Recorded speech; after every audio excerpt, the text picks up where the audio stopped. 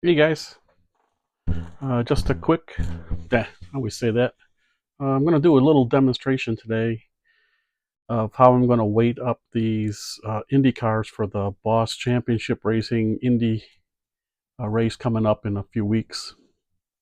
I got a few minutes to do a little building. I've been out of town, but I'm back for a few days, and then I'll be heading out again. So um, maybe you've built these Indy racers for for racing at Boss Championship, and you struggled a little bit with the weight like I did the last time. Um, this particular Indy car, let's see if I can get it on there for you. This particular Indy car is pretty nice. It's got a metal body and a metal chassis. I picked up a couple three, and I'm making two for the race, and I'm keeping one just in case for the next time. Um, they have a nice metal base, and the body itself is metal. But if you know the car, or you've played with them before, you know that there's not much room there for weight. So you have a few options, when you're playing around to do, you know, I played with tungsten cubes in the past. They don't fit. Um, I've also picked up some tungsten shavings, and while they do actually work pretty well when you mix it in with some epoxy, um, the irregular shapes in this instance are make it difficult to put this weight in.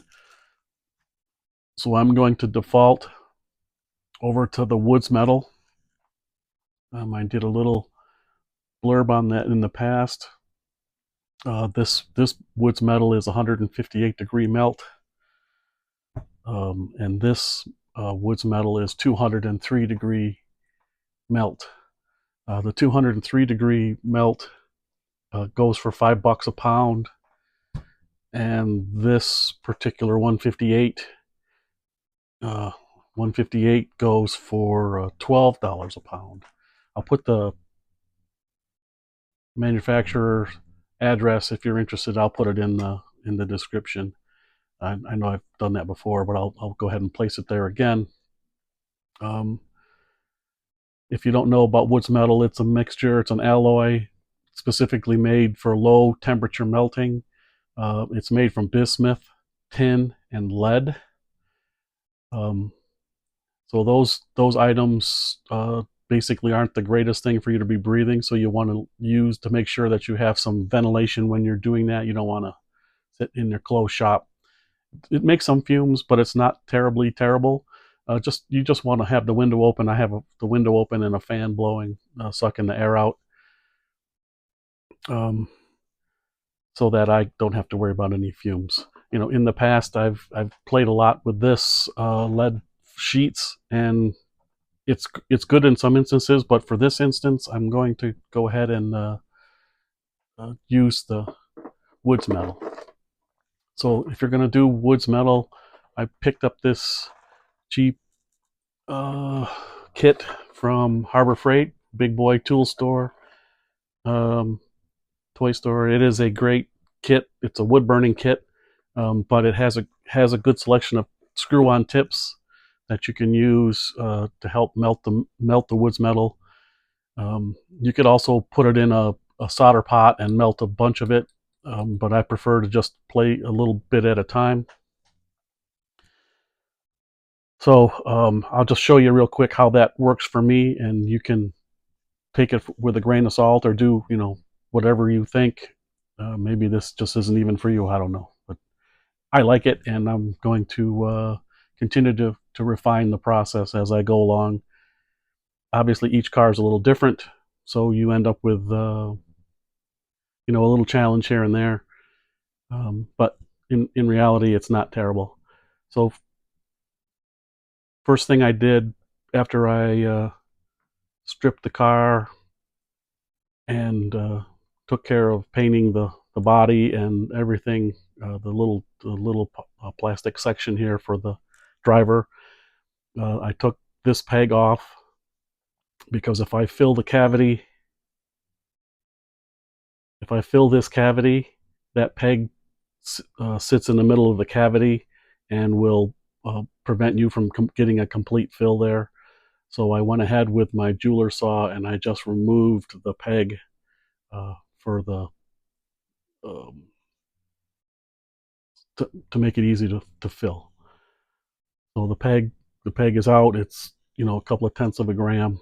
I'm gonna hopefully make up more than that in the fill. So this particular chassis also has, our body has some space between the the actual metal chassis and the metal of the body. So I'm going to take advantage of that as well. So my first step will be to get the little dude in there in the right spot and set him on my holder. And I don't have it clipped to the holder. I just have it setting there. Doesn't really matter. You do it the way you like. So for this purposes, I prefer this little tip that has like a little spiky end on it.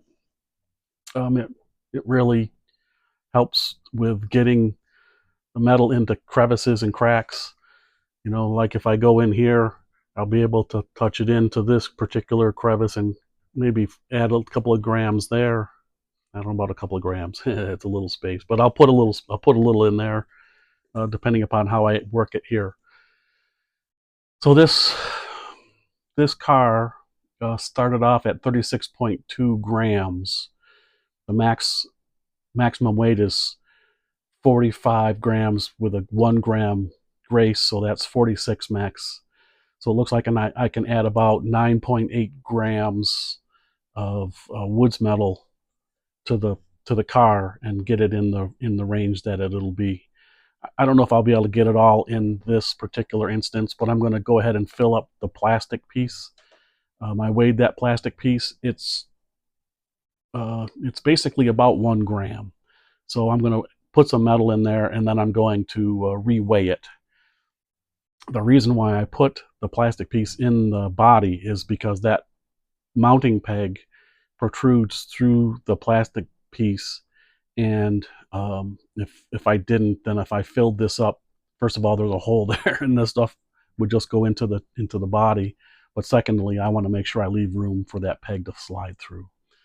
So then, simple matter of once your iron gets to the temperature, is to just basically touch it on there and drip the material. I'm going to try to see if I can figure out a way for you to see it. I'm basically just going to drip the material into the cavity.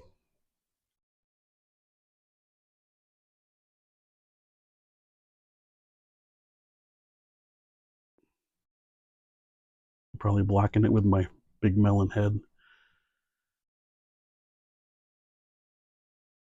But as you can see, the soldering, or the wood burner, I'm going to just go ahead and fill it up. The wood burner does a great job. It's at the right temperature to melt it quickly, and then allow the drippage to drop right into the cavity of the chassis, or sorry, of the body. Okay. So hopefully you can see that.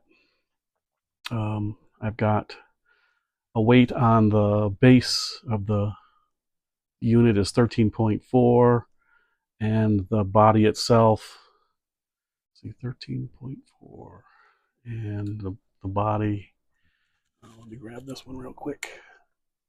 The body part, I'm going to let that cool for a second. I'm going to walk over here on my scale and just see what this body weighs here. 14.6. So the body weighs about 14.6 grams. Again, I'm looking for about a 10-gram add. So now I've got this much metal into into the unit, and I'm going to go ahead and weigh it together. So weighed together, this the body and this plastic piece should be 15.6 plus whatever I dropped in there. So let's see what we get.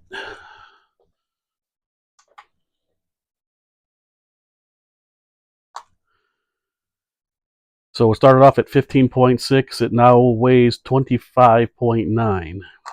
So I added 25.8. So I added 10.2 grams in that little bit of dropping. So I'm going to go ahead and try to remove a little bit of it since it's a little heavy.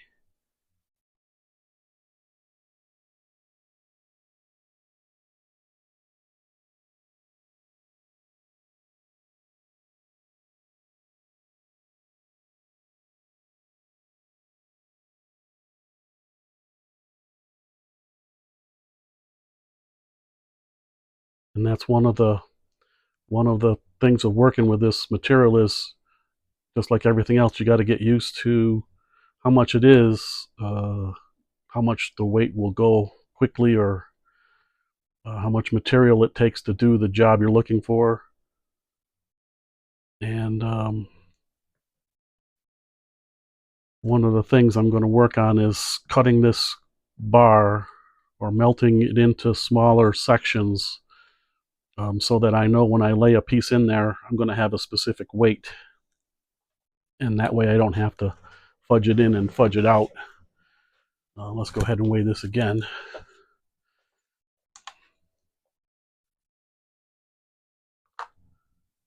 Okay, it now weighs 24.8.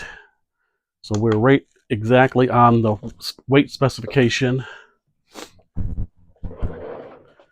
for the race. So I'm sitting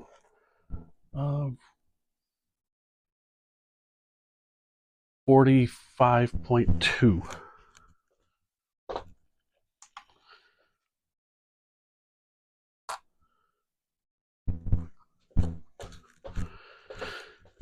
$45.2. That's pretty dang good. I'm going to go ahead and leave it there.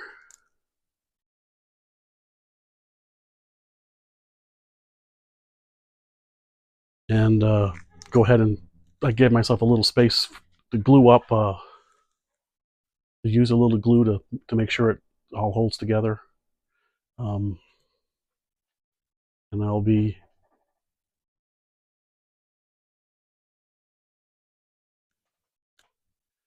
lost power again today. So the wind has knocked us out. I'm going to go ahead and end it here. Hopefully you got enough info there to figure out whether it's something that you might want to do. Thanks for sitting in, and sorry for leaving you in the dark.